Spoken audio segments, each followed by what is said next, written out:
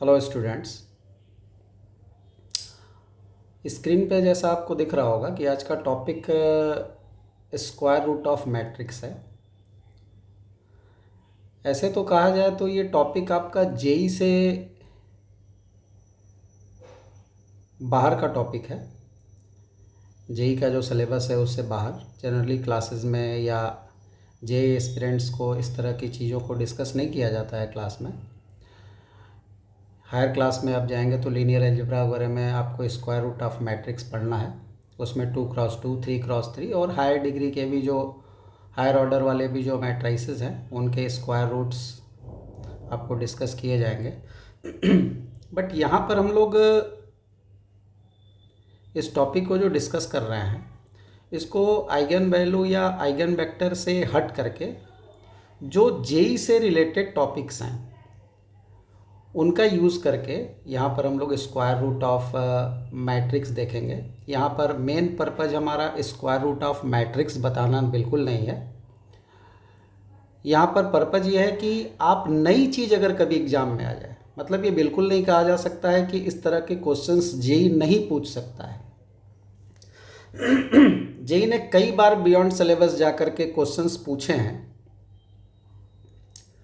Syllabus के इर्द गिर्द आपको बाउंड्री पर भी जाना पड़ जाता है। कई बार सिलेबस है, सिलेबस के अंदर की चीज़ों को पढ़ना ज़रूरी है, बट कई बार हम लोगों को सिलेबस से हट करके भी चीज़ों को थोड़ा सा सोचने आते रहना चाहिए।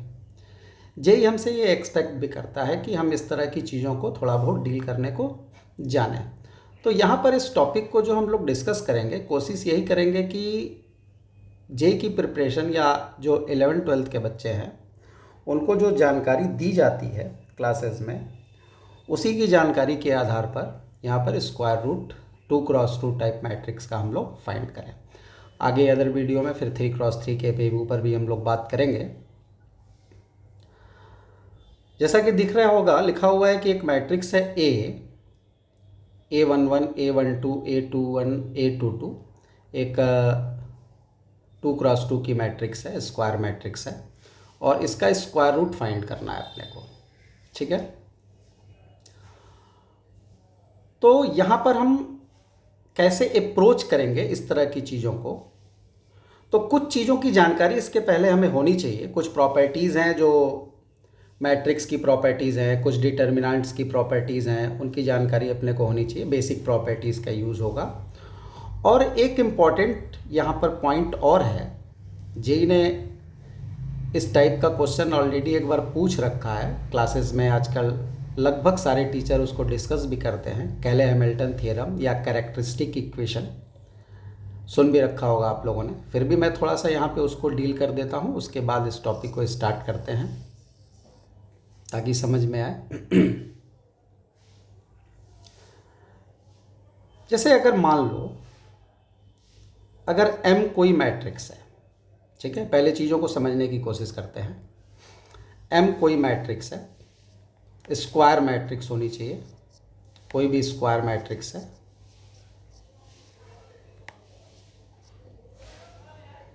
साइज इसकी कुछ भी हो सकती है। तो इस मैट्रिक्स से अगर हम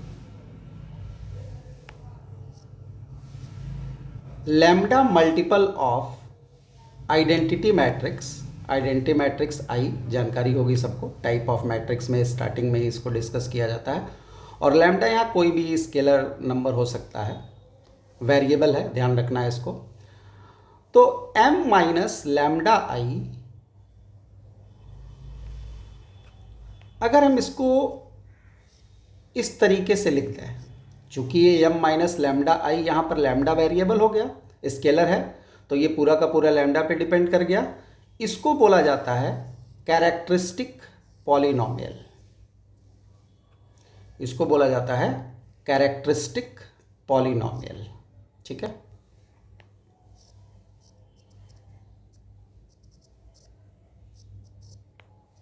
कैरेक्टरिस्टिक पॉलिनोमियल।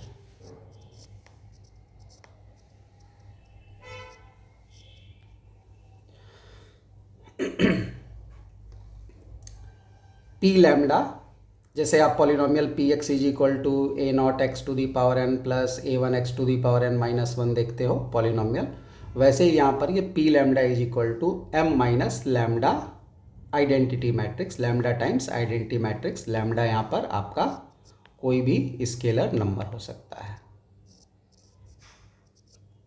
कोई भी स्केलर नंबर है जो कि वेरिएबल है। ठीक है, तो यहां पर P lambda is equal to M minus lambda आई, ये आपका कैरेक्टरिस्टिक पॉलिनोमियल कहलाता है। ठीक है,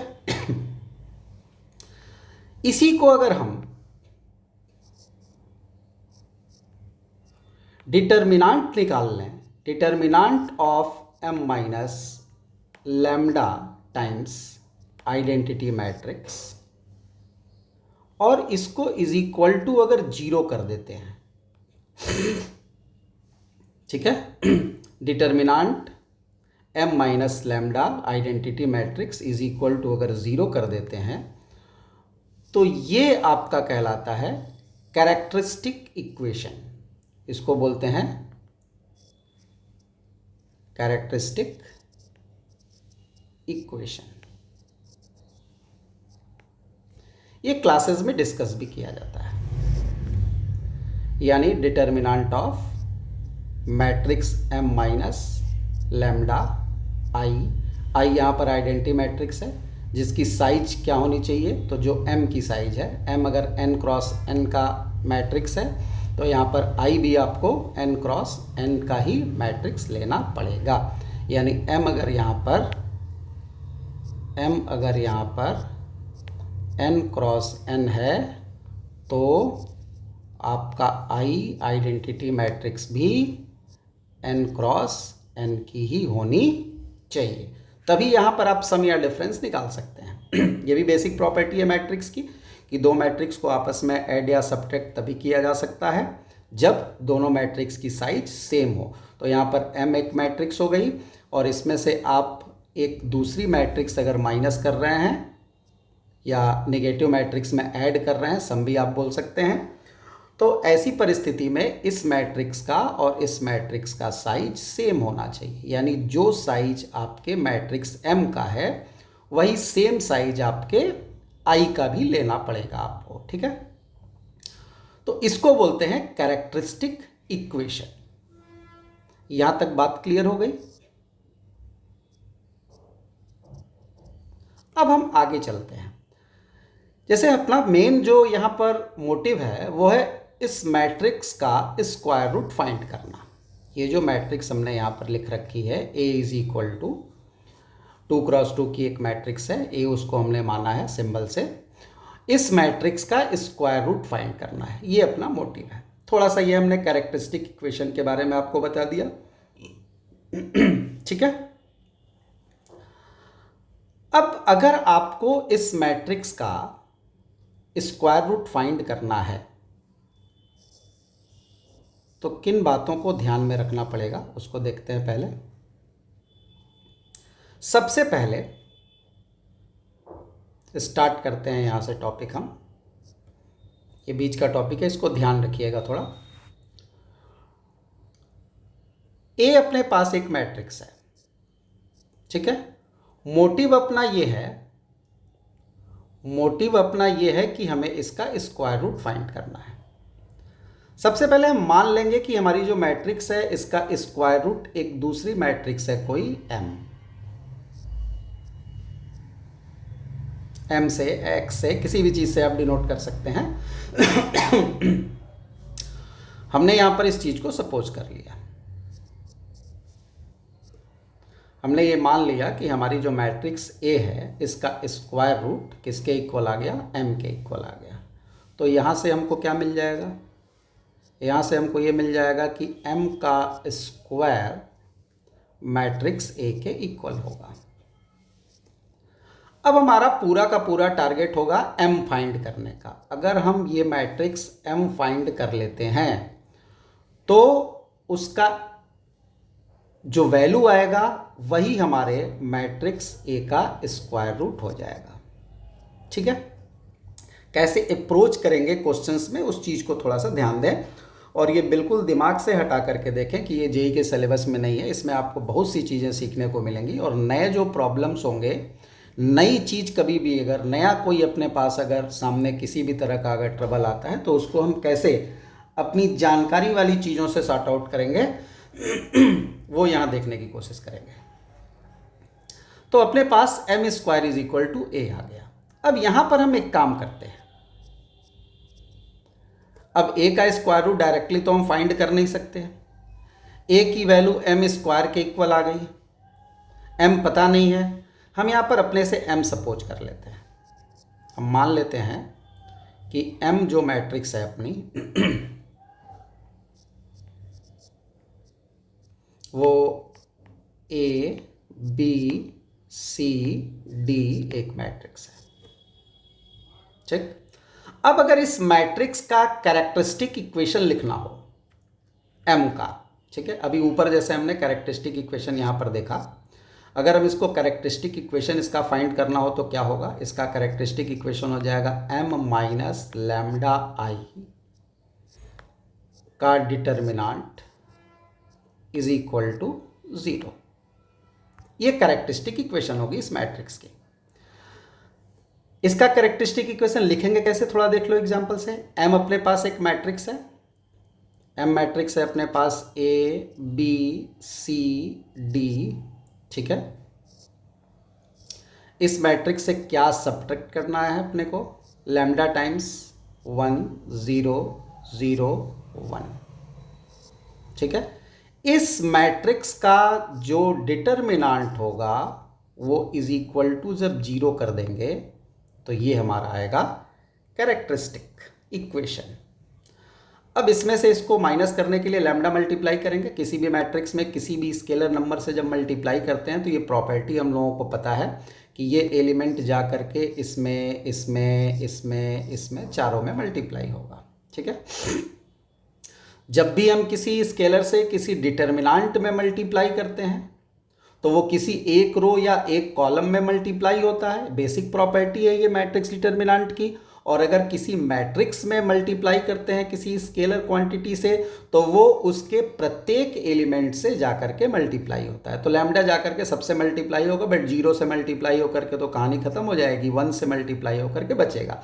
और जब हम माइनस करेंगे तो दो मैट्रिक्स को माइनस करने के लिए क्या क्या बेसिक प्रॉपर्टीज़ हैं, दोनों की साइज सेम होनी चाहिए। तो देखो इसकी भी साइज 2x2 होगी और इसकी भी साइज 2x2 होगी, और करिस्पॉन्डिंग एलिमेंट्स आपस में ऐड या सब्ट्रैक्ट होते हैं, मतलब जुड़ जाएंगे अगर प्लस रहेगा तो, और घट जाएंगे अगर माइनस रहेगा तो जब करिस्पॉन्डिंग एलिमेंट्स को हम घटाएंगे यहाँ पर तो क्या क्या घटेगा, a में से यहाँ 1 यानी लैम्डा से मल्टीप्लाई होकर, तो ये क्या वैल्यू मिलेगी अपने को यहाँ पर a माइनस लैम्डा। याद रखना अब ये डिटर्मिनेंट हम डायरेक्टली लिख रहे हैं, और ये b माइनस 0, 0 में लैम्डा का मल्टीप्लाई 0 हो जाएगा तो यहाँ पर वैल्यू b आएगी। फिर लैम्डा का 0 में मल्टीप्लाई तो यहाँ पर वैल्यू c आएगी, और d यहाँ पर है और लैम्डा का 1 में मल्टीप्लाई होगा तो ये d माइनस लैम्डा मिलेगा। इसका डिटर्मिनांट इज इक्वल टू 0। अगर हम इस डिटर्मिनांट को सॉल्व कर लें तो क्या रिजल्ट आएगा जरा देखना। इस डिटर्मिनांट को अगर सॉल्व करोगे तो रिजल्ट आएगा a minus lambda times d minus lambda minus B C is equal to 0। ये डिटर्मिनांट हमने सॉल्व कर लिया। डिटर्मिनांट 2x2 का सॉल्व करने आता होगा, बहुत ईजी है ये। अब अगर इसको आपस में मल्टीप्लाई किया जाए तो ये क्या वैल्यू देगा, लैम्डा लैम्डा मल्टीप्लाई होकर के लैम्डा स्क्वायर हो जाएगा। पहले हम लैम्डा स्क्वायर इसको अरेंज भी करते चलना है साथ में। फिर a में इस लैम्डा का मल्टीप्लाई होगा, d में इस लैम्डा का मल्टीप्लाई होगा, और ये हो जाएगा माइनस बाहर कॉमन, और ये हो जाएगा a plus D times lambda, और यहाँ पर a और d भी आपस में मल्टीप्लाई होंगे तो प्लस AD, और बाहर एक पहले से BC बचा हुआ है तो minus BC is equal to 0। ये एक जो इक्वेशन आई लैम्डा में, ये जो अपने पास एक इक्वेशन आई लैम्डा में, इसी इक्वेशन को अभी ऊपर हम लोग नाम दे रहे थे कैरेक्टरिस्टिक इक्वेशन, ठीक है। इसी इक्वेशन को हम लोगों ने नाम दिया था कैरेक्टरिस्टिक इक्वेशन। और इस इक्वेशन में वेरिएबल का काम कौन कर रहा है आपको दिख रहा है, क्योंकि हमने यहाँ पर मैट्रिक्स M सपोज कर रखा था, तो A B C D ये सारे कॉन्स्टेंट्स हैं और लैम्डा यहाँ पर हमारा वेरिएबल है। तो ये जो इक्वेशन हो गई इसमें वेरिएबल का काम लैम्डा कर रहा है। सेकेंड डिग्री का एक अपने पास यहाँ पर लैम्डा के ऊपर डिपेंडेंट इक्वेशन फाइंड किया हम लोगों ने इस प्रोसेस से। इसी इक्वेशन को क्या कहा जाता है, कैरेक्टरिस्टिक इक्वेशन। अब आगे चलते हैं, कुछ चीज़ों पे यहाँ और विचार करते हैं जो हमें दिखना चाहिए। क्या क्या चीज़ें दिखनी चाहिए? इस इक्वेशन को थोड़ा सा और तरीके से अगर हम लिखने की कोशिश करें, एक नए तरीके से अगर लिखने की कोशिश करें, तो जरा ध्यान से देखो क्या लिखा हुआ है ये इक्वेशन। लैम्डा स्क्वायर सबको दिख रहा होगा, वेरिएबल है, इसमें कोई चेंज नहीं कर सकते। माइनस के बाद जरा ध्यान से देखें, लैम्डा के साथ जो कोफिशिएंट दिख रहा है वो a+d दिख रहा है इस इक्वेशन में। a+d अगर हम m की बात करें, ये जो अपने पास एक मैट्रिक्स हमने सपोज कर रखी है m, याद रखना m को हमने √a सपोज कर रखा है, आगे इसको हम चेंज कर लेंगे। m हमारा टारगेट नहीं है, क्वेश्चन हमारा m नहीं है, क्वेश्चन हमारा है a का स्क्वायर रूट फाइंड करना, बट हम सारा वर्क m पे कर रहे हैं, ठीक है। अब अगर a और d का सम देखा जाए तो यहां पर ये डायगोनल एलिमेंट्स का सम दिखाई दे रहा है। ये जो लैम्डा के साथ कोफिशिएंट दिख रहा है वो माइनस साइन तो हमने यहाँ पर अलग कर लिया, और a+d दिख रहा है, वो a+d यहाँ पर प्रिंसिपल डायगोनल एलिमेंट्स का सम दिख रहा है। और हमें यहाँ पर ये चीज़ पता है कि प्रिंसिपल डायगोनल के एलिमेंट्स का जो सम होता है इसको ट्रेस ऑफ मैट्रिक्स बोला जाता है। ये भी बेसिक प्रॉपर्टी है, ये भी पता होगी, एनसीईआरटी लेवल की चीज़ें हैं, डिस्कस भी की जाती हैं। यानी यहाँ पर a+d के प्लेस पर हम चाहें तो ट्रेस ऑफ मैट्रिक्स m लिख सकते हैं। यहाँ किसी को किसी तरह का डाउट नहीं होना चाहिए, साथ में यहाँ पर लैम्डा है। फिर आगे चलते हैं, अब हम इस कांस्टेंट टर्म पे थोड़ा सा विचार करते हैं, ये क्या लिखा हुआ है। AD-BC को ध्यान से देखो, AD-BC क्या है? अगर हम इस मैट्रिक्स M को फिर से देखें, इस मैट्रिक्स M को फिर से देखें तो AD-BC क्या दिख रहा है? आप देख रहे हो AD-BC। अगर हम AD-BC लिख दें तो इसको नो डाउट हम डिटर्मिनेंट ऑफ M बोल सकते हैं। किसी भी मैट्रिक्स का अगर डिटर्मिनेंट फाइंड करना है तो ऐसे ही फाइंड किया जाता है, ये सिंपल केस है, पता भी होगा। तो यहाँ पर AD-BC जो आएगा, AD-BC ये इस मैट्रिक्स M का डिटर्मिनेंट है। यानी AD-BC के प्लेस पर हम क्या लिख सकते हैं, डिटर्मिनेंट ऑफ मैट्रिक्स M लिख सकते हैं, इज इक्वल टू 0। ये हो गया हमारा कैरेक्टरिस्टिक इक्वेशन। इसको भी हम कैरेक्टरिस्टिक इक्वेशन ही बोलेंगे, वही सेम इक्वेशन लिखी हुई है। हमने यहाँ पर जो वैल्यूज थी उनको सिंबल में कन्वर्ट कर लिया। a+d के प्लेस पर हमने ट्रेस लिख दिया, क्योंकि दिख रहा है वो a+d, ऐसा दिखना चाहिए हमको। और AD-BC के प्लेस पर हम यहाँ डिटर्मिनेंट ऑफ m लिख सकते हैं। इसी को हम क्या बोलेंगे, कैरेक्टरिस्टिक इक्वेशन।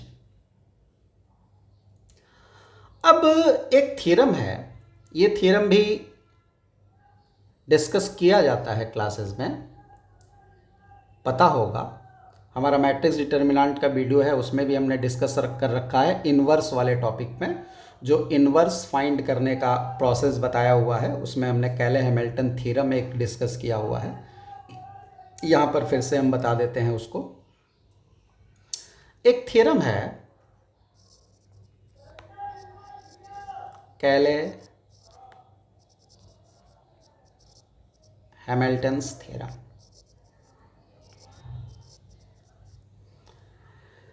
कैले-हैमिल्टन थ्योरम में क्या है स्टेटमेंट, उसको समझने की कोशिश करते हैं। कैले-हैमिल्टन थ्योरम ये कहता है कि कोई भी मैट्रिक्स, जैसे यहाँ पर कोई भी मैट्रिक्स में कौन सी मैट्रिक्स हमारी है, M। हम किस मैट्रिक्स पे काम कर रहे हैं फिलहाल, A पे अभी हम वर्क नहीं कर रहे हैं, A को हमने अभी छोड़ रखा है, √A को हमने M मान रखा है, सारा का सारा प्रोसेस M पर हो रहा है। बात को समझने की आराम से कोशिश करिएगा। यहां पर जो भी हमने कैरेक्टरिस्टिक इक्वेशन फाइंड की, ये कैरेक्टरिस्टिक इक्वेशन एक ही कैरेक्टरिस्टिक इक्वेशन नहीं है, ध्यान दीजिएगा। ये कैरेक्टरिस्टिक इक्वेशन किस मैट्रिक्स पे हो रही है? एम मैट्रिक्स पर हो रही है, ठीक है। तो कैले हैमिल्टन साहब ने यह कहा था कि कोई भी मैट्रिक्स अपने कैरेक्टरिस्टिक इक्वेशन को सेटिस्फाई करती है। क्या मतलब हुआ? जैसे मान लो कि कोई इक्वेशन है, इसको थोड़ी देर के लिए हम इक्वेशन ही लेते हैं, नाम भी वैसे इक्वेशन है, कैरेक्टरिस्टिक इक्वेशन। इसको सेटिस्फाई करने का क्या मतलब होता है? किसी भी इक्वेशन को सेटिस्फाई करने का ये मतलब होता है, जैसे इस इक्वेशन में वेरिएबल कौन है? लैम्डा है। तो इसको सेटिस्फाई करने का क्या मतलब हुआ? इसको सेटिस्फाई करने का मतलब ये हुआ कि लैम्डा की वो वैल्यू जो LHS is equal to RHS दे। किसी भी इक्वेशन में, जैसे क्वाड्रेटिक इक्वेशन ही अपन सॉल्व करते हैं, तो कोई भी क्वाड्रेटिक इक्वेशन है, जैसे मान लो x² माइनस 5x प्लस 6 है, ये सपोज कर लो क्वाड्रेटिक इक्वेशन है। तो इस क्वाड्रेटिक इक्वेशन का अगर हम बोलें कि 2x की वैल्यू रखनी है, x की वैल्यू 2 रखनी है, तो 2 रखने पे क्या होगा? 4 माइनस 10 प्लस 6, तो 6 और 4 10 माइनस 10 0, 0 इज इक्वल टू 0, तो बोलेंगे कि 2 इस इक्वेशन को सेटिस्फाई कर रहा है। ऐसे ही 3 रख दें, तो 3 रखेंगे तो क्या होगा? ये 9 हो जाएगा, 9 और 6 15 हो जाएगा, और 5 3 जा 15 माइनस 15 फिर से 0 हो जाएगा। तो यहाँ पर ये जो इक्वेशन लिखी हुई है, यहाँ पर ये जो इक्वेशन लिखी हुई है, ये इक्वेशन को 2 और 3 सेटिस्फाई कर रहा है, ठीक है। तो कैले हैमिल्टन साहब ने ये बोला था कि ये जो कैरेक्टरिस्टिक इक्वेशन होता है, ये जिस मैट्रिक्स के लिए लिखा जाता है, ये कैरेक्टरिस्टिक इक्वेशन हमने इसीलिए यहाँ पर देखो a और d को m में कन्वर्ट कर लिया, ताकि ये आपको दिखाई दे कि ये m पर डिपेंड कर रहा है। और वैसे भी देखो a और d ये जो वैल्यू आई है, ये इसी मैट्रिक्स से आई हुई वैल्यूज हैं। तो यहाँ पर ये जो कैरेक्टरिस्टिक इक्वेशन है, ये कैरेक्टरिस्टिक इक्वेशन इस मैट्रिक्स M का कैरेक्टरिस्टिक इक्वेशन। और कैले हैमिल्टन ने क्या कहा था? थ्योरम को यहाँ हम नहीं लिख रहे हैं, डायरेक्ट ओरल बोल दे रहे हैं कि कोई भी मैट्रिक्स अपने, जैसे ये मैट्रिक्स है और इस मैट्रिक्स का कैरेक्टरिस्टिक इक्वेशन रहा ये, तो कोई भी मैट्रिक्स अपने कैरेक्टरिस्टिक इक्वेशन को सेटिस्फाई करती है। यानी इस मैट्रिक्स में, इस कैरेक्टरिस्टिक इक्वेशन में अगर हम लैम्डा के प्लेस पर उस मैट्रिक्स को पुट कर दें, यानी अगर लैम्डा के प्लेस पर हम m पुट कर देते हैं, तो ये हो जाएगा m² minus trace of m into m, याद रखना लैम्डा के प्लेस पे m रख रहे हैं, plus determinant of m is equal to 0। यही हमारा कैले हैमिल्टन थ्योरम है। कैले हैमिल्टन थ्योरम यही कहता है कि कोई भी मैट्रिक्स अपने कैरेक्टरिस्टिक इक्वेशन को सेटिस्फाई करती है। ये रहा कैरेक्टरिस्टिक इक्वेशन, और ये कैरेक्टरिस्टिक इक्वेशन किसका है? मैट्रिक्स M का कैरेक्टरिस्टिक इक्वेशन है। तो मैट्रिक्स M इस कैरेक्टरिस्टिक इक्वेशन को सेटिस्फाई करेगी, मतलब लैम्डा के प्लेस पर M को अगर हम पुट कर देते हैं तो हमारा इक्वेशन सेटिस्फाई रहेगा। बट यहां पर एक प्रॉब्लम आएगी जैसे ही M रखेंगे। प्रॉब्लम क्या आएगी उस पर थोड़ा सा ध्यान देते हैं। प्रॉब्लम ये आएगी कि यहां पर जो ये वाला टर्म है, जैसे हमारे इस कैले हैमिल्टन थ्योरम से हमने लैम्डा के प्लेस पर m तो पुट कर दिया, कैले हैमिल्टन साहब का थ्योरम सेटिस्फाई हुआ कि कोई भी मैट्रिक्स अपने कैरेक्टरिस्टिक इक्वेशन को सेटिस्फाई करेगी, दैट्स गुड। बट प्रॉब्लम क्या आई यहां पर? इसके अंदर 3 टर्म दिखाई दे रहे हैं तुमको, एक टर्म ये दिख रहा है, एक टर्म ये दिख रहा है, और एक टर्म ये दिख रहा है। इन तीनों टर्म को अगर ध्यान से देखा जाए तो ये वाला जो टर्म है ये एक मैट्रिक्स है भाई, एक मैट्रिक्स M है, उसका स्क्वायर करेंगे तो फिर से मैट्रिक्स ही आएगी। ये भी एक मैट्रिक्स है, क्यों?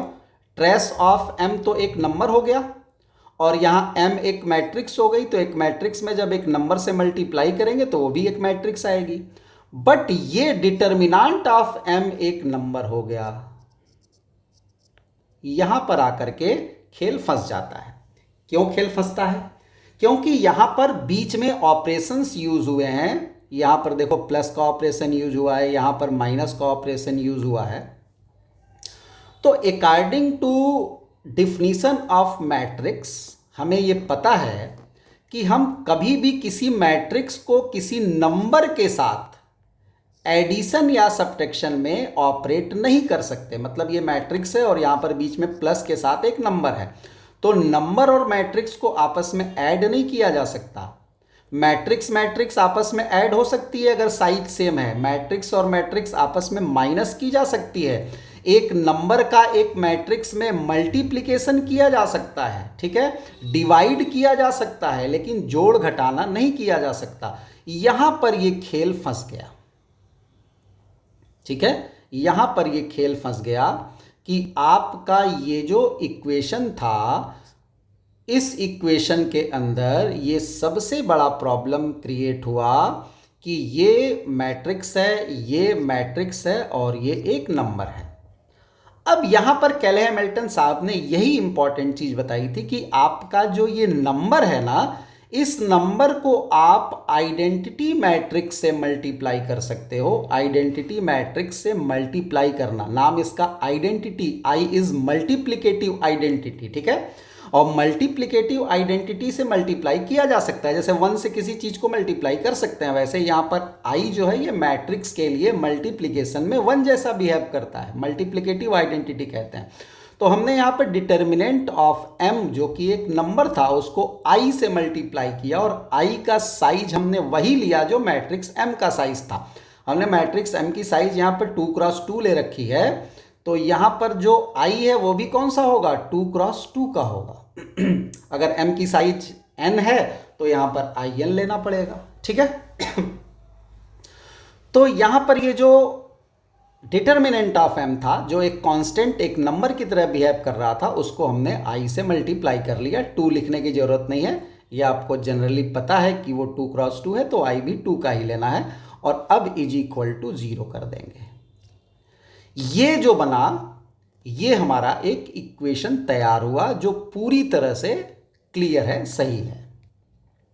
इसके पहले थोड़ी बहुत ट्रबल थी इसमें, और ट्रबल क्या थी वो हमने आपको डिस्कस कर दिया। यहाँ पर प्रॉब्लम यही थी कि आपका ये जो मैट्रिक्स हमने सेटिस्फाई कराया था कैरेक्टरिस्टिक इक्वेशन को मैट्रिक्स m से, तो वहाँ पर प्रॉब्लम यही आई थी कि ये मैट्रिक्स हो गया था, ये मैट्रिक्स हो गया था और ये एक नंबर था, हमने i से मल्टीप्लाई किया। हर बार आपको कैले हैमिल्टन थ्योरम जब जब लगाना होगा या कैरेक्टरिस्टिक इक्वेशन को जब जब आपको अपनी मैट्रिक्स से सेटिस्फाई कराना होगा, तो कांस्टेंट टर्म जो भी होगा उसको identity matrix of same size से मल्टीप्लाई करके इक्वेशन को सही करना होगा, ठीक है। तो ये अब अपने सामने एक इक्वेशन आया। यहां तक की बात क्लियर होगी जहां तक हमें लगता है। अब आगे बढ़ते हैं। ये इक्वेशन तो आ गई, बट खेल ये है कि हमें काम करना है ए पर। हमें यहां पर वर्कआउट ए पर करना है, एम पर हमें वर्क नहीं करना है। हम अगर ऊपर ध्यान से देखें तो m स्क्वायर को हमने a से डिनोट कर रखा है यहाँ पर, ठीक है। तो यहाँ इस इक्वेशन के अंदर m स्क्वायर के प्लेस पर हम a लिख सकते हैं, ठीक है। अब m के जगह अंडर रूट है, ये सब अभी बाद में लिख लेंगे, कोई दिक्कत नहीं है, बात समझ में आपको आ रही होगी। ये हो गया ट्रेस ऑफ m, फिर यहाँ पर भी m ही लिख देते हैं, बाद में इसको चेंज कर लेंगे। इसको डिटर्मिनेंट ऑफ m ही रहने देते हैं, i के साथ रहने देते हैं और इज इक्वल टू 0 कर लेते हैं। हमने क्या किया, यहाँ पर m स्क्वायर के प्लेस पर a लिख दिया। थोड़ा सा इसको और कायदे से लिखते हैं। m यहाँ पर हमें फाइंड करना है, याद रखना m अगर हम फाइंड कर लेते हैं, m को हमने क्या मान रखा है, अंडर रूट a। तो अगर हम m फाइंड कर लेते हैं तो हमारा स्क्वायर रूट आ जाएगा। तो हम ट्रेस वाला ये जो सेकंड वाला टर्म है इसको एक साइड कर देते हैं, बाकी एक साइड कर देते हैं, तो ये कुछ ऐसा दिखने लगेगा। ये हमारा हो जाएगा trace of matrix m into m, matrix है यहाँ पर m, और इज इक्वल टू यहाँ हो जाएगा a plus determinant of m multiplied by identity matrix I। ठीक है। अब अगर हम यहाँ पर m की वैल्यू फाइंड करें, m ही अपने को फाइंड भी करना है, m मतलब अंडर रूट a है, तो m की वैल्यू हमारी क्या हो जाएगी, a plus determinant of m multiplied by identity matrix I और ये divided by trace of matrix M। ये अपने सामने एक रिजल्ट आया। इस रिजल्ट से आपको दिख रहा होगा कि आप यहां पर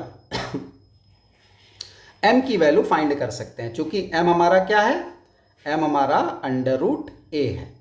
बट यहां पर प्रॉब्लम ये है कि हमें m पता है नहीं, m हमने सपोज कर रखा है, ठीक है। m हमें नहीं पता है, m पता होता तो फिर हमके तो ऐसे ही स्क्वायर रूट मिल जाता। अब यहां पर प्रॉब्लम ये है कि जब m नहीं पता है तो ट्रेस ऑफ m इस फार्मूले में हम कहां से रखेंगे, डिटर्मिनांट ऑफ m कहां रखेंगे, a तो ठीक है, a अपने को दिया हुआ है, प्लस मतलब ये एक फार्मूले की तरह आप देख सकते हो, अगर ध्यान से देखो तो ये एक फार्मूला तैयार हुआ। इस फार्मूले में अगर तुम m का डिटर्मिनांट लिख देते हो और नीचे अगर ट्रेस लिख देते हो m का और इस फार्मूले में वैल्यू रख देते हो तो m की वैल्यू आ जाएगी, और यही m हमारा क्या है, अंडर रूट a है, तो हमें यहाँ पर स्क्वायर रूट मिल जाएगा मैट्रिक्स का। बट प्रॉब्लम यह है कि जब हमको मैट्रिक्स m पता ही नहीं है तो उस मैट्रिक्स m का डिटर्मिनांट और मैट्रिक्स m का ट्रेस हम कैसे फाइंड करेंगे। हमने तो ऊपर m मैट्रिक्स को सपोज कर रखा है, लेट करके हमने लिखा हुआ है। तो यहाँ पर अब हमारा मोटिव होगा कि आप डिटर्मिनेंट ऑफ m और ट्रेस ऑफ m कैसे फाइंड करेंगे। तो चलो जरा देखते हैं चीज़ों को। यहाँ से खेल को थोड़ा सा चेंज करते हुए हम दूसरे डायरेक्शन में चलते हैं, बात को समझते हैं, फिर यूज़ कर लेंगे। फार्मूला यही बन गया अपना, मेन रिजल्ट आ चुका है, यही square root of matrix A है। अब हम इसमें main motive trace of m और डिटर्मिनांट ऑफ m फाइंड कर लेते हैं, इसमें वैल्यू उठा के रख देंगे। अब ये देखो, जो भी प्रॉपर्टी यूज़ करने जा रहे हैं बिल्कुल बेसिक प्रॉपर्टीज़ हैं, इसमें कोई नया चीज़ नहीं है, ये जो हमें समझ में ना आए। तो क्या यहाँ पर करना है, सबसे पहले डिटर्मिनांट की बात करते हैं, m की। एक्चुअल में m है क्या, तो हमें पता है कि m स्क्वायर a के इक्वल है, ये ऊपर से अपने को पता है, ठीक है। m स्क्वायर अगर a के इक्वल है तो ये बहुत बड़ी बात नहीं है कि डिटर्मिनेंट ऑफ m स्क्वायर भी डिटर्मिनेंट ऑफ a के इक्वल होगा, ठीक है, सिंपल है ये। भाई दोनों मैट्रिक्स अगर सेम है तो दोनों का डिटर्मिनांट भी सेम होगा, डिटर्मिनांट सेम है तो मैट्रिक्स सेम होगा, ये नहीं बोलना है, ठीक है। बट अगर मैट्रिक्स सेम है तो दोनों का डिटर्मिनांट सेम होगा। अब यहाँ एक प्रॉपर्टी लगाते हैं, क्या प्रॉपर्टी है, हमें ये पता है कि determinant of a into B is equal to determinant of a into determinant of b। Simple basic property, ठीक है, बिल्कुल बेसिक प्रॉपर्टी है, डिटर्मिनांट की प्रॉपर्टी है। दो मैट्रिक्स के प्रोडक्ट का डिटर्मिनांट निकालो या अलग अलग डिटर्मिनांट निकाल करके प्रोडक्ट करो, दोनों का रिजल्ट सेम आता है, ठीक है। मल्टीप्लिकेशन में डिटर्मिनांट डिस्ट्रीब्यूट होता है, यहाँ पर डिटर्मिनांट m स्क्वायर लिखा हुआ है, डिटर्मिनांट m स्क्वायर जो लिखा हुआ है एक्चुअल में m इंटू एम लिखा हुआ है, मतलब हम इसको लिख सकते हैं determinant of m is equal to determinant of a, ठीक है। अब डिटर्मिनांट ऑफ m को हम क्या लिख सकते हैं, इसको हम determinant of m into determinant of m लिख सकते हैं, मतलब डिटर्मिनांट ऑफ m का स्क्वायर लिख सकते हैं, और ये हो जाएगा डिटर्मिनांट ऑफ a। अब यहाँ पर डिटर्मिनांट ऑफ m की वैल्यू क्या होगी बच्चे, तो डिटर्मिनांट ऑफ m की वैल्यू हो जाएगी प्लस माइनस अंडर रूट में डिटर्मिनांट ऑफ a। ये एक रिजल्ट मिला। हमारा जो प्रॉब्लम था वो ये था कि हमें m मैट्रिक्स पता नहीं थी, और m मैट्रिक्स पता नहीं थी तो हम इस फार्मूले में, ऊपर जो ये फार्मूला हमने लिख रखा है स्टार से जो डिनोट किया हुआ है, इसमें इस मैट्रिक्स m के डिटर्मिनांट की वैल्यू नहीं निकाल सकते थे। बट यहाँ पर हमने ये जो फार्मूला क्रिएट किया, इस फार्मूले को ध्यान से देखा जाए तो इस फार्मूले से हमें मैट्रिक्स m के डिटर्मिनांट का वैल्यू मैट्रिक्स ए के डिटर्मिनेंट पर डिपेंड करा दिया। यानी अगर हमको मैट्रिक्स एम का डिटर्मिनेंट निकालना है तो हम ए मैट्रिक्स तो अपने को दिया ही होगा भाई। जिस मैट्रिक्स का अपने को स्क्वायर रूट फाइंड करना है वो मैट्रिक्स तो दिया ही रहेगा। तो उस मैट्रिक्स के डिटर्मिनेंट का अंडर रूट अगर निकाल देते हैं तो वही डिटर्मिनेंट ऑफ, यानी ये जो वैल्यू आएगी इस वैल्यू को उठा करके फार्मूले में इस प्लेस पे अप्लाई कर देना है। ठीक है, अब देखो हमारा फार्मूला धीरे धीरे कन्वर्ट हो रहा है ए में। ए अपने को पता है, एम नहीं पता था, मेन प्रॉब्लम एम से थी। अब आगे चलते हैं, अब ट्रेस की बात आती है कि how to find trace of matrix M. तो एक फार्मूला अपने पास बना हुआ है, इस फार्मूले को ध्यान रखिएगा। अब ट्रेस पे वर्क करने चल रहा है। ट्रेस पे वर्क करने के लिए हमें थोड़ा सा एक चीज़ ध्यान देते हैं, हम एम स्क्वायर की वैल्यू फाइंड करते हैं। एम स्क्वायर ध्यान से देखना कैसे कैसे सोचना है। एम स्क्वायर का मतलब हुआ ये जो मैट्रिक्स हमने सपोज कर रखी है ना ए बी सी डी, उसी में ए बी सी डी का मल्टीप्लाई करना है। ठीक है, एम स्क्वायर तो अपने को पता है ना, एम स्क्वायर। ठीक है, एम स्क्वायर हमने एम ऊपर सपोज कर रखा है, ध्यान देना। और वैसे भी एम स्क्वायर ए के इक्वल है, ध्यान देना। एम स्क्वायर ए के इक्वल है, हम ए का स्क्वायर रूट नहीं निकाल सकते, बट एम स्क्वायर जैसे ही करेंगे वो ए के इक्वल हो जाएगा। ठीक है, तो अब हमने यहाँ पर क्या किया, मैट्रिक्स एम का स्क्वायर किया। अब मैट्रिक्स का मल्टीप्लाई करने आता होगा, रो कॉलम मल्टीप्लिकेशन। जैसे ये रो लेंगे और ये कॉलम लेंगे तो आपस में अगर मल्टीप्लाई करते हैं तो आई थिंक ये क्या हो जाएगा आपका, इसको हम ए भी लिख सकते हैं, ध्यान रखना, ए is equal to M square. तो अगर हम इसको मल्टीप्लाई करेंगे तो ये हो जाएगा अपना A square plus B C. ठीक है, ये हो जाएगा A B plus B D, और यहाँ पर इसमें इसका मल्टीप्लाई करेंगे, इस रो में इस कॉलम का रो कॉलम मल्टीप्लिकेशन होता है। तो ये भी हो जाएगा अपना ए सी प्लस सी डी, और यहाँ पर इस रो में इस कॉलम का मल्टीप्लाई करेंगे तो हो जाएगा B C plus D square. Multiplication of matrix आता होगा, ये भी 2x2 की मैट्रिक्स आ गई। हमने क्या किया, दोनों को आपस में मल्टीप्लाई कर लिया। ये मल्टीप्लाई करके अगर हम इसका ट्रेस फाइंड करें, एक्चुअल में ध्यान देना ये ए लिखा हुआ है। ठीक है, या एम स्क्वायर भी बोल सकते हो। ठीक है ना, एम स्क्वायर भी बोल सकते हो और ए भी बोल सकते हो। ध्यान से बात को समझने की कोशिश करनी है यहाँ पर, नहीं तो गड़बड़ हो जाएगा। अब अगर हम इस ट्रेस को फाइंड करें, अगर हमसे कोई बोले कि ट्रेस ऑफ ए का ट्रेस तो हम फाइंड कर सकते हैं। क्यों? क्योंकि ए मैट्रिक्स तो हमको दिया ही हुआ है, ए तो हमारा क्वेश्चन ही है। ए का ट्रेस मतलब A11 प्लस A22। ठीक है, तो ए का ट्रेस तो हम फाइंड कर सकते हैं। हम ट्रेस एम को ट्रेस ए में कन्वर्ट कर रहे हैं, क्योंकि ट्रेस एम फाइंड करना यहाँ पर मुश्किल है, बट ए का ट्रेस हम निकाल सकते हैं। तो अगर हम इसका ट्रेस निकालें इस मैट्रिक्स का तो कितना आएगा, देखो डायगोनल एलिमेंट्स आपस में जुड़ेंगे तो क्या हो जाएगा, ए स्क्वायर प्लस, इन दोनों को आपस में ऐड करना है principal diagonal, D square plus 2 times B C.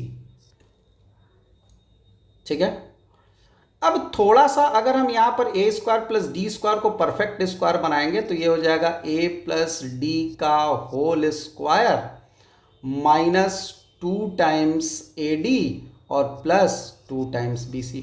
Simple algebra है, इसमें कोई भी लीनियर अलजेब्रा का मैथमेटिक्स यूज़ नहीं हो रहा है, ये सिंपल अलजेब्रा। अब तो ये नंबर्स हो गए ना, तो सिंपल अलजेब्रा चल रहा है, सिमेट्रिक फार्मूला है ये। अब ये हो गया ए प्लस डी का होल स्क्वायर और माइनस 2 कॉमन ले लेते हैं और अंदर क्या बन जाएगा, A D minus B C. ये हो गया अपना ट्रेस ऑफ ए। अब थोड़ा सा ध्यान दें, अगर ऊपर हमने लिख रखा है ए प्लस डी, हमने ऊपर यहाँ लिख रखा था, एक जगह हमने लिख करके यहाँ रख दिया था ए प्लस डी। ये जो a प्लस डी है इसके प्लेस पर हम ट्रेस ऑफ m लिख सकते हैं। यहाँ पर a प्लस डी के जगह हम क्या लिख सकते हैं, ट्रेस ऑफ m। ये इसका होल स्क्वायर हो गया। ठीक है, ये हो गया ट्रेस ऑफ a। ध्यान रखना हमें ट्रेस ऑफ m की वैल्यू फाइंड करनी है। ट्रेस ऑफ ए के रिस्पेक्ट में, क्योंकि ए का ट्रेस हम फाइंड कर सकते हैं, मैट्रिक्स ए अपने को दिया हुआ है, बट एम का ट्रेस डायरेक्टली फाइंड यहाँ पर नहीं किया जा सकता। अब हम बात करते हैं यहाँ पर क्या लिखा हुआ है। तो ये 2 टाइम्स लिखा हुआ है। A D minus B C भी हमने ऊपर बता रखा था, ध्यान से देखो। A D minus B C को लिख सकते हैं determinant of M. A D minus B C के प्लेस पर हम क्या लिख सकते हैं, डिटर्मिनांट ऑफ एम। यहां तक बात क्लियर हुई। और हमको ध्यान दो यहां पर क्या फाइंड करना है, यहां पर हमको ट्रेस ऑफ एम फाइंड करना है, ठीक है। ट्रेस ऑफ एम फाइंड करना है। तो ट्रेस ऑफ एम को अगर एक साइड कर देते हैं तो ये हो जाएगा ट्रेस ऑफ एम का whole square is equal to trace of A plus 2 times determinant of M. ये ट्रेस ऑफ एम आ गया। ट्रेस ऑफ एम का हमें स्क्वायर रूट निकालना है। एक चीज़ और ध्यान देना, इस फार्मूले के अंदर ट्रेस ऑफ एम तो फाइंड हो जाएगा, इस फार्मूले में ट्रेस ऑफ एम तो फाइंड हो जाएगा, लेकिन यहाँ पर फिर से प्रॉब्लम ये आएगी, जैसे इस फार्मूले में हमें यहाँ पर ट्रेस ऑफ एम के प्लेस पर ही हमने स्टार फार्मूला बना रखा है, इसी फार्मूले से रिजल्ट आएगा। सारी वैल्यू को उठा के इसके अंदर पुट कर देंगे तो डिटर्मिनांट ऑफ एम की वैल्यू तो हमने यहाँ रख दी, और ट्रेस ऑफ एम में भी हमको देखो अंदर डिटर्मिनांट ऑफ एम मिल रहा है। तो डिटर्मिनांट ऑफ एम का रिजल्ट हमने ऊपर ऑलरेडी निकाल रखा है इक्वेशन स्टार में। यहाँ से डिटर्मिनांट ऑफ एम की वैल्यू उठा करके अगर यहाँ पर हम पुट कर देते हैं तो ये क्या बन जाएगा, ये बन जाएगा ट्रेस ऑफ एम का whole square is equal to trace of A plus minus, याद रखना डिटर्मिनेंट ऑफ एम के प्लेस पर क्या लिखना है, plus minus under root determinant of ए। तो 2 टाइम्स अंडर रूट में डिटर्मिनेंट ऑफ ए, ठीक है।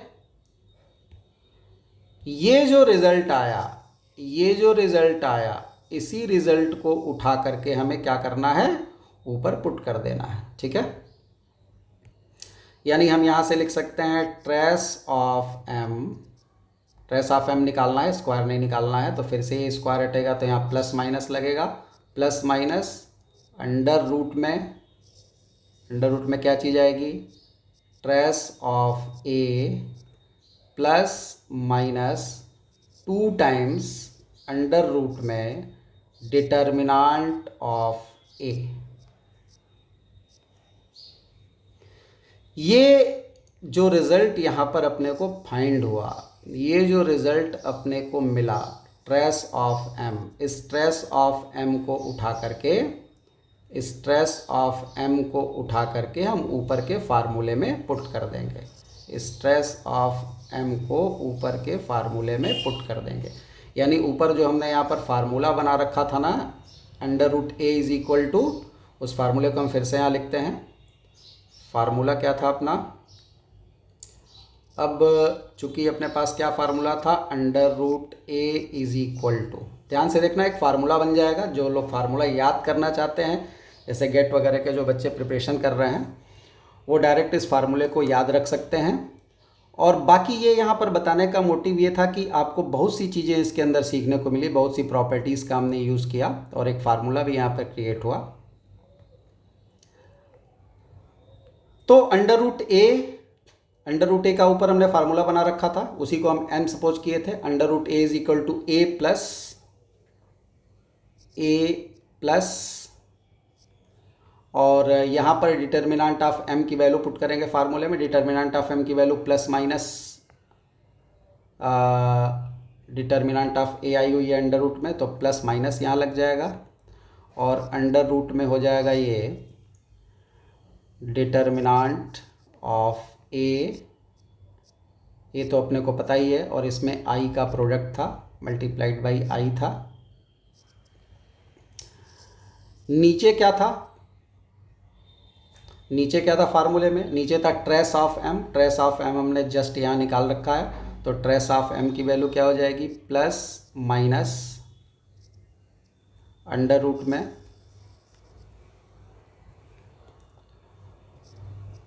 Trace of A plus minus 2 times under root में डिटर्मिनेंट ऑफ ए। अब ये आपके सामने एक फार्मूला तैयार हुआ। इस फार्मूले का यूज़ करके आप किसी भी 2x2 का, याद रखिएगा ये 2x2 की बात की हमने, 2x2 के किसी भी मैट्रिक्स का स्क्वायर रूट, यहाँ स्टार्टिंग का जो टॉपिक था अपना 2x2 की एक मैट्रिक्स थी है, उसका स्क्वायर रूट अपन डायरेक्टली फाइंड कर सकते हैं। उसके लिए एक फार्मूला ये क्रिएट हो गया। एक एग्जाम्पल जैसे इस पे कराते हैं, एग्जाम्पल से शायद चीज़ें क्लियर हो। डायरेक्ट फार्मूला अप्लाई करके इसमें देखो बहुत सारे रिजल्ट्स आएंगे, ये यूनिक नहीं होता। Square root of matrix is not unique, ध्यान रखिएगा। मैट्रिक्स का स्क्वायर रूट यूनिक नहीं होता, एक से ज़्यादा भी हो सकता है। हम यहाँ पर एक ही निकालते हैं ऐसे एग्जाम्पल समझाने के लिए डायरेक्टली। जैसे मान लो कि एक एग्जाम्पल ले लेते हैं, हमने एक मैट्रिक्स ले ली। सपोज करो कि एक मैट्रिक्स है A इज़ इक्वल टू कुछ भी बना लेते हैं, 2 1 2 3, कुछ भी ले लेते हैं 2x2 का। ऐसे ही 2x2 की एक मैट्रिक्स है और हमें यहाँ पर फाइंड क्या करना है, तो मान लो हमें फाइंड करना है स्क्वायर रूट ऑफ मैट्रिक्स है, ठीक है। अब इस मैट्रिक्स का अगर स्क्वायर रूट फाइंड करना है तो डायरेक्ट फार्मूला अगर आपको याद है तो आप डायरेक्ट फार्मूले से भी क्वेश्चन कर सकते हो, या पूरा प्रोसेस भी हमने ऊपर बता रखा है, प्रोसेस से भी कर सकते हो। ऑब्जेक्टिव क्वेश्चंस जो होते हैं गेट वगैरह में जैसे क्वेश्चंस आते हैं तो वहाँ पर आप डायरेक्ट फार्मूला भी अप्लाई कर सकते हो, याद रख सकते हो। और इस तरह के सब्जेक्टिव भी कैसे ये क्रिएट हुआ इसकी भी जानकारी दे दी गई। बहुत सी प्रॉपर्टीज़ भी इसमें बीच में आई, बहुत लेंदी या बहुत नई प्रॉपर्टीज़ नहीं थी कि जिनको आपको प्रॉब्लम हो किसी तरीके की। अब जैसे हमको अंडर रूट ए फाइंड करना है, तो अंडर रूट ए फाइंड करना है तो डायरेक्टली क्या करेंगे, फार्मूला ऊपर है तो ए लिख दिया, फार्मूला यही है, दोबारा फार्मूला नहीं लिख रहे हैं इसमें, डायरेक्ट हम वैल्यू लिख रहे हैं। ए के प्लेस पे क्या लिख देंगे, ए के प्लेस पर तो हो जाएगा 2 1 2 3। डायरेक्ट देखो फार्मूला, हम एक ही वैल्यू निकाल देते हैं स्क्वायर रूट की, प्लस माइनस करके आप बहुत सी निकाल सकते हैं, हम खाली प्लस वाली वैल्यू निकाल देते हैं। एक तो रिजल्ट आएगा ही आएगा, ठीक है। चेक भी कर सकते हो चाहो तो स्क्वायर करके, यानी जो ये रिजल्ट आएगा इसका स्क्वायर करोगे तो फिर ए आ जाएगा। और उसके बाद क्या है, डिटर्मिनेंट ऑफ ए का डिटर्मिनेंट क्या होगा, 3 2 जा 6 और 3 2 जा 6 -2 यानी 4, और 4 का स्क्वायर रूट निकालेंगे तो यहाँ पे 2 आ जाएगा और आइडेंटिटी मैट्रिक्स हो जाएगी 1 0 0 1, ठीक है। डिवाइडेड बाई, फिर हम यहाँ प्लस ही ले लेते हैं, एक ही रिजल्ट निकालते हैं अंडर रूट के अंदर। ट्रेस ऑफ ए का ट्रेस क्या होगा, तो ए का ट्रेस होगा 3 और 2 5, डायगोनल एलिमेंट का सम, और प्लस एक ही हम वैल्यू निकाल रहे हैं, एक ही रिजल्ट फाइंड कर रहे हैं, बाकी आप सारा रिजल्ट अलग अलग प्लस माइनस रख के फाइंड कर सकते हैं। 2 टाइम्स और डिटर्मिनेंट ऑफ ए फिर से लगते हैं, डिटर्मिनेंट ऑफ ए अभी हमने ऊपर निकाला था, ये 2 आया था, तो ये भी क्या हो जाएगा अंडर रूट 4 यानी 2 हो जाएगा। तो ये रिजल्ट ऊपर क्या हो गया, 2 का मल्टीप्लाई हुआ, डायगोनल एलिमेंट्स आपस में ऐड हो गए, तो ऊपर क्या हो गया 4 1 और ये 2 आ जाएगा 2 और 5, ठीक है। और डिवाइडेड बाई नीचे क्या होगा, ये 4 और 5, ये 5 और ये 4 9 हो जाएगा, 9 का स्क्वायर रूट 3 हो जाएगा।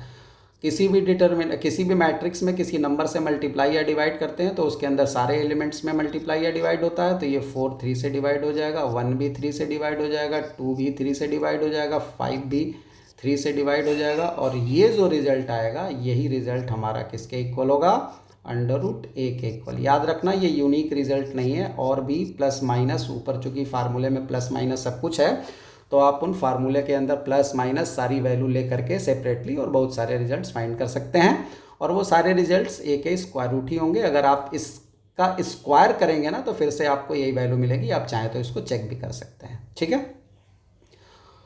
तो ये अपना टॉपिक था square root of matrix 2x2। फिर आगे के वीडियो में कभी अगर दिखा तो आइगन वैल्यू और आइगन वेक्टर समझाते हुए हम 3x3 टाइप मैट्रिक्स की भी बात करेंगे, जो कि गेट वगैरह के प्रिपरेशन जो बच्चे करते हैं उनके लिए काफ़ी हेल्पफुल होगा, ग्रेजुएशन वगैरह के लिए भी। तो थैंक यू।